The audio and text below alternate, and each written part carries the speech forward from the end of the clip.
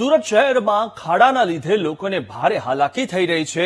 ડુભાલ transport નજીક road પર ખાડાના લીધે રિક્ષા પલટી ગઈ। રસ્તા પરથી પસાર થતા સમયે આ દુર્ઘટના બની હતી। તે રિક્ષા પલટી જતા માલસામાનને મોટા પાયે નુકસાન થયું છે અને 4 થી 5 વખત પ્રશાસનને રજૂઆત કર્યાનો સ્થાનિકોનો દાવો છે, પરંતુ પ્રશાસન કોઈની વાત કાને ધરતું નથી। ઉલ્લેખનીય છે કે થોડા દિવસો પહેલા જ મુખ્યમંત્રીએ કીધું હતું કે ગુજરાતમાં તમામ જે ખાડા પડેલા છે તે પૂરવામાં આવશે, પરંતુ જે પણ તંત્ર છે, જે પણ શહેરનું તંત્ર છે તે કોઈ કામ કરતું નથી।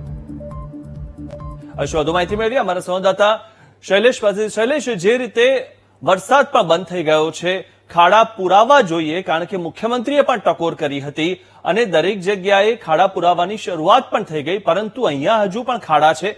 લોકોની વાત તંત્ર કેમ નથી સાંભળતું? સુરત મહાનગરપાલિકાએ મુખ્યમંત્રીની ટકોર અથવા તો સૂચનને બિલકુલ ગંભીરતાથી લીધું નથી તેવા દ્રશ્ય હજુ પણ વારંવાર સમગ્ર સુરત શહેરમાં જોવા મળી રહ્યા છે। કેટલીક જગ્યાઓએ જ ખાડા પૂરવાની કામગીરી થઈ છે, પણ મોટાભાગનું આ જે દ્રશ્યો દેખાય છે એવી જ હાલત છે।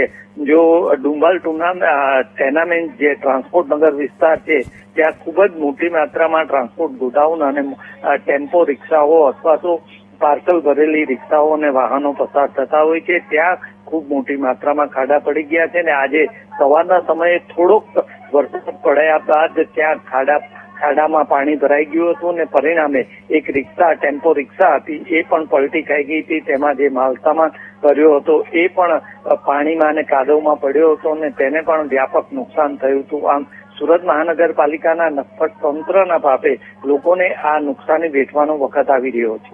જી, આભાર શૈલેષ, માહિતી આપવા બદલ। સુરત મહાનગરપાલિકા મુખ્યમંત્રીનું પણ સાંભળતી નથી।